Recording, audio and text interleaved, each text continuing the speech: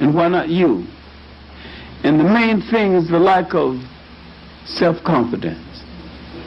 Confidence in yourself. There's no miracle about putting a store together. There's no miracle about buying. There's no miracle about bargaining. And that the man that's doing it is less intelligence than you, in many cases, less training than you, in many cases. So if he's doing it, chances are you can do it better.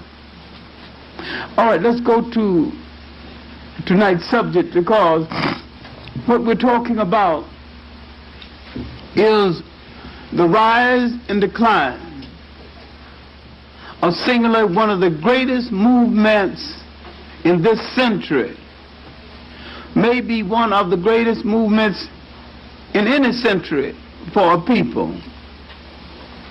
We want to look at not only the civil rights movement, but what happened to it, and what happened to the movement in the Caribbean, and what happened to the movement in Africa into the 80s, when the coups and the counter-coups began to overthrow governments after government. Now, a brilliant young African was killed a few weeks ago, Thomas Sankara. Now, he was president of Burkina Faso, formerly called Upper Volta.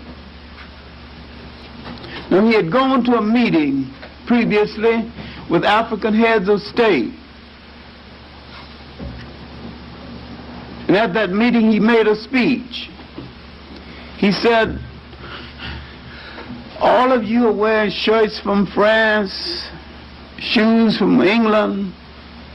I'm the only one here African enough to wear a pair of shoes made by my people with leather, tanned and processed by my people in our own country.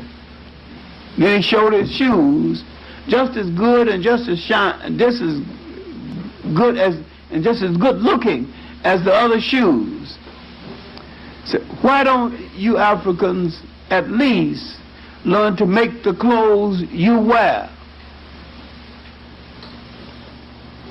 In less than a month, he was dead. Because no one intends to let African people program themselves, support themselves, clothe themselves, feed themselves, school themselves, no place on the face of this earth.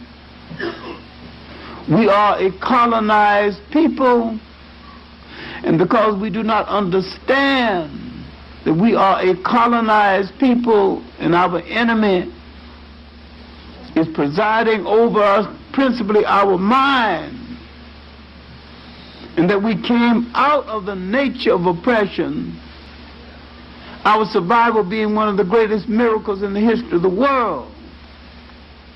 But that oppression has left a lot of us brain damaged.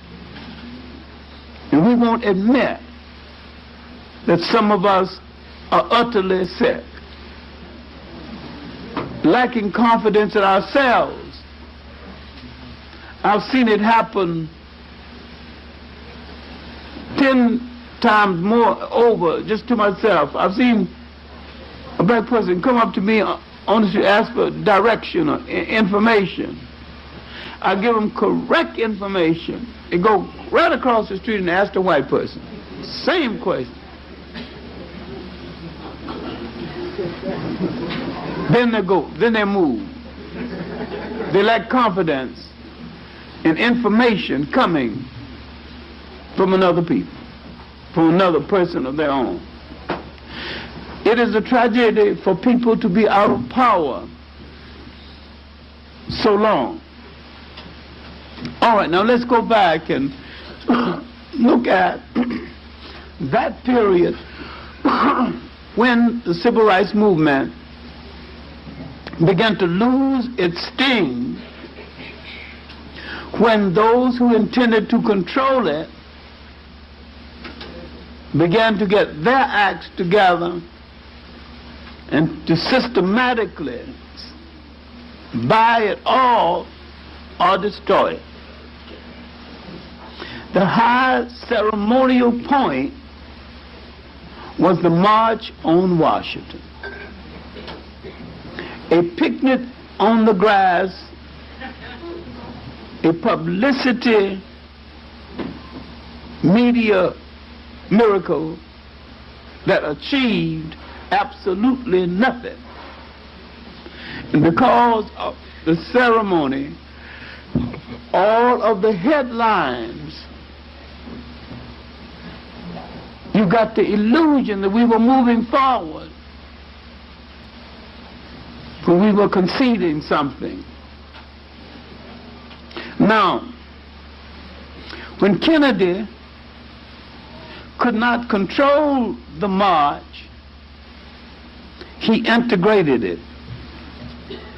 Now, all of this is in Malcolm X's message to the grassroots.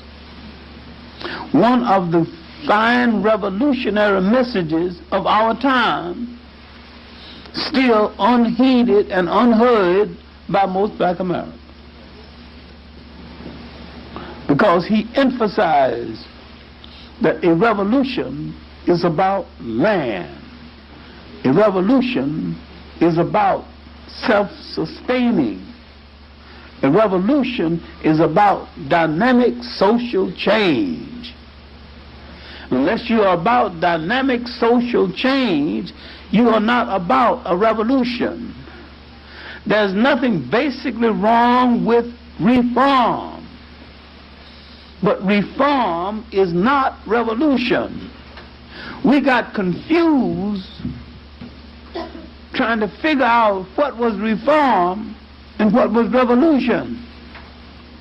Now, we kept asking for change, but all some people wanted is entry in their master's house, acceptance in their master's house. And this is what we have to deal with. Because if you deal with the March on Washington, in the integration of that march by trade unionists, Catholic clergy, you have to deal with the control of the content of the message that came out of the march. And the message that came out of the march was not revolutionary, did not call for revolutionary change. Now, we'll come to King's speech later, but there were certain things leading up to this. President Kennedy literally had the march integrated so he could control it. He put aside almost $1 million, presided over by a man named Curry. He was going to give a pro rata share to the 6 major civil rights organizations, with the agreement that none of them would take any massive action without consulting the others. And by tying their hands together for a pittance, they stopped being creative because neither one understood what the other wanted to do or would approve of. Each one being creative in its own way. They gave away their creative urge to do something new and dynamic by agreeing on a collective. And they were not the kind of organization that functioned as a collective. Different temperaments, different leadership, different missions, different programs. So Kennedy had taken the sting out of the movement, and besides, he had said before the march, he had given as much as he could politically he'd yield enough to blacks.